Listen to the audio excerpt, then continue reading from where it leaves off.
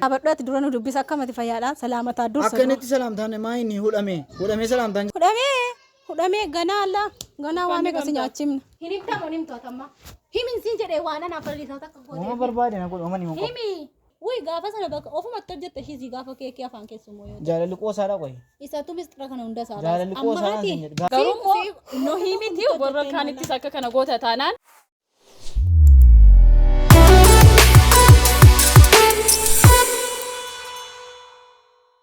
Assalamu alaikum warahmatullahi wabarakatuh. Ashamar kafuunee kabajamtoota hordoftoota chaanaalii keenya akkam isin nagaadhaa jirtu an nagaadhaa nu nagaadhaa isiniin jedha.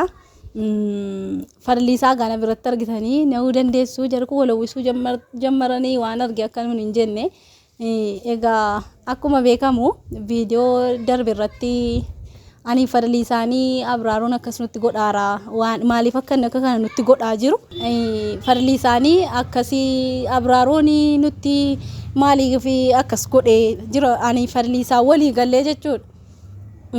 Abraaruun maalumaa fi tuusiin haasa'uu anaanis haasa'a jennee ani fadliisaa walii gallee womanni akka kana nutti hojjetuuf maaliif akka kana nutti hojjette anis immoo maaliif kana harii ana wajjiniin turtee kaatee amma immoo anaaf fadliisaa akkas goote jedhee jennee gaafannaanii fi waan saanuuf deebisu maaliif akka sana akka nutti godhe jechuudha.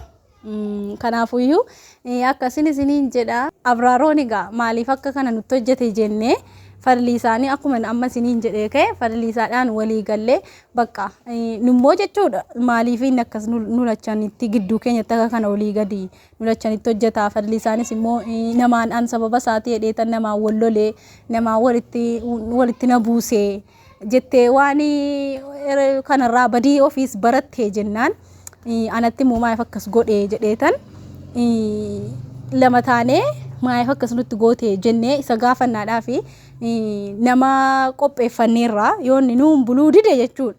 Nama qopheeffanneerraa nama isa nuu qabu jechuudha. Hin beekuun garuu bakka nuu qabee nutti mijennee akkuma dheengadda fadliisaa qabeetti jechuudha. Wama akkas nutti gooteef nutti mijennee dhugaasaa isa himsiifnee jechuudha. Fadliisaadhaa wajjiniin jechuudha. Yoonni dide nama qabsiisisiifnee rukunnaadhaaf yaaddaa. Bakka isinis waan nun jettan jedha malee hadda isa rukutuudhaaf. Isinis komentii irratti dheengadda viidiyoo dheengaddaa irratti fadliisaan akkasiin dhufte iccitii sirkaan fuune iccitiin ba'uu jira jedhaa turtanii iccitii wanti ba'u hin jiru fadliisaas amaneeraaniini kanaafuu akkasi kaa isiniin jedha. Amma Abraaroo waamneerraa falaan amansiifanneeni nila Abraariin falaan amansiifanneeni ani dawwallee kottuu akkasii malatti wal argina. Manni akkas nutti godheef gaafachuudha inneeti maalumaaf akkas nutti godhe isinis akkas jedhaartu nus akkas jenneerraa fadliisaanii isina dubbistu. Wayyaada koo maalan jedha. Assalamu alaikum warahmatullahi wabarakatuh. Warra hordoftoota keenya hundi keessanuu nagaa keessanii bakka jirtanutti nagaaf kabajni keenya sinaa qaqqaboodha. Akkuma beekamu jalqabarraa kaasanii warri viidiyoo keenya hordofaa turtanii mudannoo baay'ee nu mudatee jira. Abraaruuf misraan anis hundi keenya iyyuu baxabbaxamnee walitti buunee jirra. Amma immoo arga misraan araaramnee jennee Abraaruuf immoo iccitii wanti jiru hundisaayyuu amma adda bahee jira. Dheengadda misraa faanas waan jiru dubbannee turre. Amma har'a immoo Abraaruu waamnee waan gidduu keenya jiru waan gidduu siis jiru furmaata akka argatu barbaanneeti. Yoonni kana irratti immoo furmaata gahaa nuuf hin kennine qixaaxiidhaan adabuu ni barbaanna. Kun immoo isa nuuf haaraa miti dheengadda misraan qixaaxee turte na hiite. Isa muharra tarana Abraaruu bira qaqqabinetti fakkaata nagaan hin gaafannas yoo Abraaruun wanta jiru hunda isaayyuu dhugaan baasee nutti hin himne tumnaan yaadaa jirra gaa kun amma saabii keenya Abraaruun dhufeeti kan wanti hundinuyyuu murtaa'u isa gaafane yoonni didee dhagatii ta'e komentii irrattis akkuma beekamu iccitii baastaa naan jedhanii turan ijoolleen baay'een ani iccitii wanti hin baastu tokkittiin hin jiru. Abraaruun faanas immoo akkasiin itti fufuu hin barbaanne Abraaruun anaanis nama hedduun gatii walitti naqaa jiru ennaan kanaaf iccitiinis wanti bahu hin jiru anis immoo misraa faanas araaramnee nagaa buusnee jirra. Bakka akkuma beekamu har'a wanti hundinuu qurxiin isaan baraman itti fakkaata amma Abraaruun nufitti nagaan tura. Gaa hordoftoota keenya akkuma argitanu Ela maa inni beektu Abraaroon wama bakka jira miti wama nu nagaa wayitii ennee mana jirraa mana kottu waan arge jennee wama nu nagaa wayitii naasa'uudha ennee wayisi'a. Egaa hordoftoota keenya wama nu nagaadha ennee yookiin immoo viidiyoodhuma wajjin hojjechuudha ennee natti fakkaata ka viidiyoodhuma wajjin hojjechuudha ennee waamneeniin seeyoo wana gaggabaa dhufaaraa nummoo maalitti goonaa fi yoo inni nuu qajeeluu dide nama silaa waan manneerra miti ilaa. Muka kana keessa jira gibbii keessa muka kanatti irkifne ineeni waan ittaaraa jiru anfay baay'een ittaaraa farliisa ittaaraarta laaleen ittaaraara akka farliisaa sitti naqadheera anis aaraan jira rukunnaadhaaf gaalaa waan gudii immoo yaa hojii rabbii wamatitti hidhamte Abraaroon hidhamuuf taraachi kun immoo si qaqqabuu danda'a.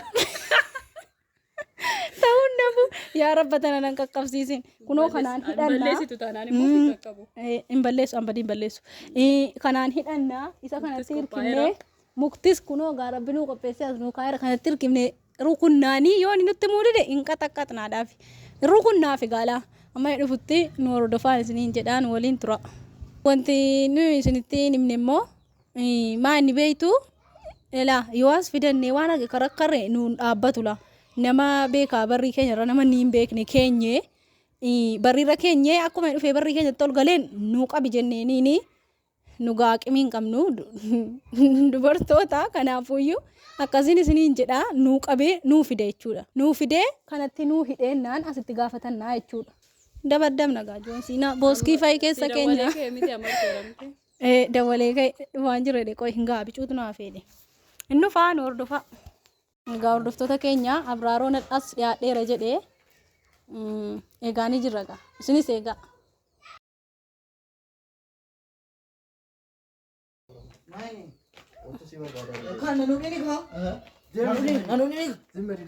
Maini misra koi min maini Koi dura koi namun isin jira ramu zimme dabadu dhaabadhu ati dura nu dubbisa akkamati fayyaadha salaamataa dursa akkanitti salaamtaan maini hudhame salaamtaan jira. Laaffisii bichoo maal jechuudha hudhamee ganaa waan meeqa si nyaachifna maayini qoy barriirra takkas maayini na qabame ilaali nu waan si barbaanne qabna nu hidhiini naanne siin akkas naanne dhaabadhu maayini qoy qajeelaan dhaabadhu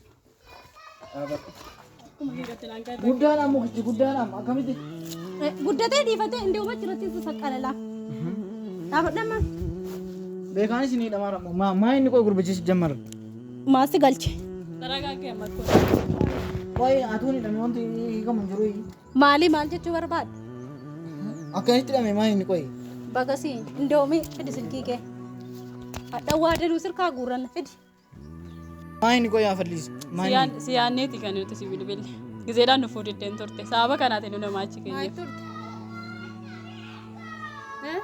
maal barbaadani amanatti maa harraba ergit engedda walii galtani lamaan keenya Abraarii wajjin ta'uun barbaadnu ittan amma waan irraa barbaadani harraba ergit ikkoo dhugaa jiru si irraa baruu enneeti ikkoo kooma akkas nutti goote dhugaa jiru miti dhuguma jiruudha bakka nu amma asitti siineefi waan anaaf farliisaatti akkas goote isayyuu immoo maala kan kee ta'uudhaaf iyyee anarratti akka kana goote an dura sin gaafadha yuuka ati anarratti maaliif lubbuu naam jettee achi eenyu lubbuun keessaa lubbuu minaamni eenyuun an jedhe lubbuu obboleessa kootiin hin jedhe siin hin jennaan qoy Abraaroo aniifati immoo haadha obboleessa kee akkan taane amanteetti bilbile isayyuu immoo maa inni beekta ati inni nama dhibdu maalumaaf anarratti akka kana goote ati oomii cufa baankee maa innan cufa baankoo ati iyyuu cufa baankee Abraaroo qoy hadhaan harka jirta shii masiidhaan mucaa safira kootiiti waa meeqa maa inni Abraaroo qoy amma taqaasee nutti meekaanaan nutti hojjetan afalliisaatti himigaa maanis hin hojjetu isin amma farliisaa anaanaas amaa farliisaa anaasofti isin amma maal narraa barbaadanii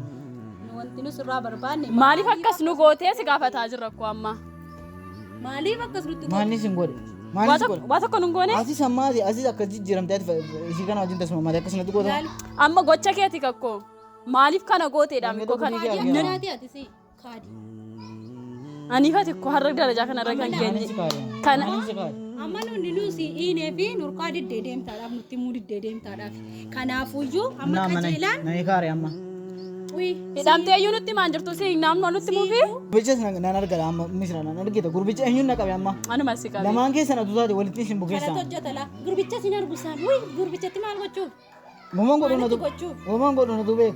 Uy, Isin immoo maal natti gootu amma qoyaa isin. amma nu kun amma hadha nurkaana farliisaa harka jirta. Kaballaa tokko irraa naftula. Amma wanti biraatu hin dhufin qajeelaa waan jiru hunda isaayyuu nu asraddaa'e. Maaliif akka kana hunda nutti hojjette jechuudha. Himi amma.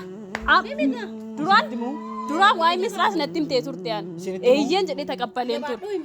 Isinitti immoo Utulaa kaballaan kanaa sitti hojjete. harka koonna dhukkubaara. Siif hiikamu? Sitti hiinu? Kokoko siif hiikamu waliin gaafatan. Nuyyuu akka kana hin gubanne. Jabaadha. Himi. Maaliin himi? Himi woman anaa farliisaa takkas goote. Hashi yoon badii balleessi dhiifama naa godhaa. Uy, akkuma kanatti yoon badii balleessi dhiifama naa godhaa. Yoon badii balleessi dhiifama naa godhaa. Dhiifamni sii godhama.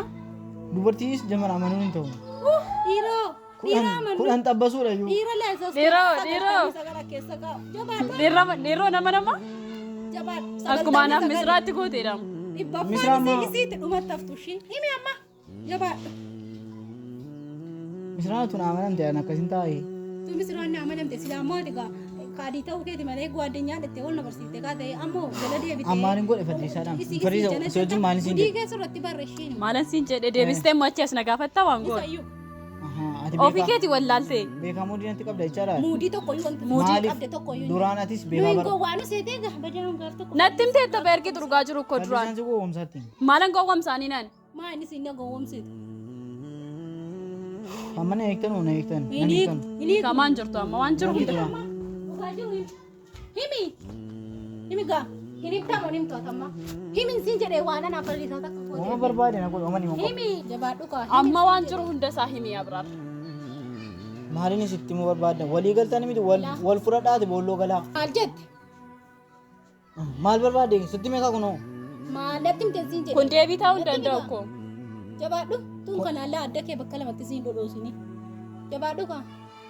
Kun iyyuu na dadhabsiisaan atti hin bu'ini. Sittiin Mama tufala. sittin bu. Uy, enya jajjabta haa. Qoy hinaa sayini ati farliisa dhiisi qubnaa garaan seeraan hin gaafadhaani. Anaa farliisaatti siin jenna. Maaliif akkas nutti goote? Anaa farliisaatti hin jedhin. Kan ginnii kee anatti jedhi gaafa farliisaan. Anatti ka. Anatti maaliif goote bakana? Maal Maal utuu farliisaan badiin koo naagalee jette Ati anaan qoy eenyuun gaafa namni jaalala si giddiidhaan gaafa farliisa. Uy, gaafa sana bakka ofumatti hojjette ishii gaafa keekee afaan keessumoo yoo. jaalalli qoosaadha qoy. Isaatu mistira kana hunda isaa. Jaalalli qoosaadha gaafa jaalala si gaafa qoosaadha jaalalli. Inna maaliif farliisaadhaan gizeen hidheenii asitti ilaa gaayyaa jettii dhuma kanatti gizeen hidheenii farliisaadhaan asofsiis gizeen jedhee farliisaa giddiidhaan eenyu ta'u jechuudha sin jaalladha. Bagan jedhe. Kaasii haa godhu kaattas akkami gaana. Isin maaf dura naan jedhe? Isin maaf dura? Walaati dhanaaf isii qofa miti nama meeqa kaaffee geessita. Amma waan himtan natti maati? Ana miira jaalalaa keessa maaf na seensifte. Kufeen naan amma yoon akkasitti isin irratti kufe yoon dhukkufadhe laa. Utuu duute iyyuu hin jibbinu. Duuhi gaayyaa. Naga keetii Garuu jechaadha yoo an lamman keessanii hin baasne jechaadha. Maallu goota? Sakka keetii si jammara jeessanii biyya irraa fixuu dabaru. Maallu goota? Nutti migaa jabaadhu. Jabaadhu. Jabaadhu. Nutti sin karoorsaaraa. Himi gaalaatu ummaticha kanasa waa meeqa yaada kana nurini. Fedhi na rukutaa yookiin hin misraa. Amma nan eegtanu mana eegtan. Amma kanaaf deebii qubsaanuuf kenne si hiikna. Ati yoo boleettii qabattee. Lammuu ishee isin bira hin ga'u. Ifa manaa godha lammuu isin bira hin ga'u. Uy. Anda dhabeera. Hadha hidhamteef inni allamuu isin bira hin ga'udha. Ashi maal narraa barbaadu isa qofa natti maati rakkoon. Wanti nuti birraa barbaannu biinzeelii sitti neessi irra zabazzafnee sitti bidda qabsiisu. Na zabazzafaa fidaa kaa beenzilii. Isha mana eegaa. Na eegaa dadhabeeraan. Laal siiquu siiqna laa. Anas fadliisaa hadha booddee jechuudha. Wanta tokko nutti hojjettee naani. Nu qofatti miti ko durba obbolaa meeqa qabna. Nama biraas yoo akka kanatti hin Kan ijoollee biraa maal si galchi? Maaltu dangalchu? Maaltu dangalchu? Kan biraattis akka kana gochuu ishee. Maaltu dangalchu? Maaliin godhe sayyuu? Maaliin dangalchu kan ijoollee Maaliin godhe ittiin haasa'uun? Ittiin haasa'u? Maaltu waa meeqa akka goote hin beektu ati Maalistu godhe? Ana koo badii malee akkasina qaxxaatu. cufa baankee hadha booddee jechuudha. Anas ta'e farliisaas ta'e akka wanta tokko sirratti argine naani. Ishee amma siiqna laa garuu. Garuu immoo nu himiti warra kaanittis akka kana goota taanaan. Si galee nu amma deemnaa dhufeen isii haayiku ishee asitti goggogi. Kan kootis. Tapha keessan hin ta'e miti wayyaa isheen argadha. Otoo na eegati immoo.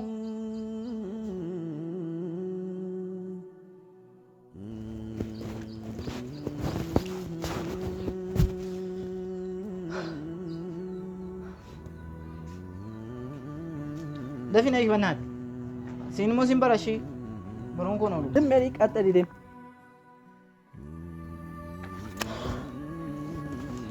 Qaxxali deemi amma. Mana namaatti dhufee akkasiin ta'u beektan.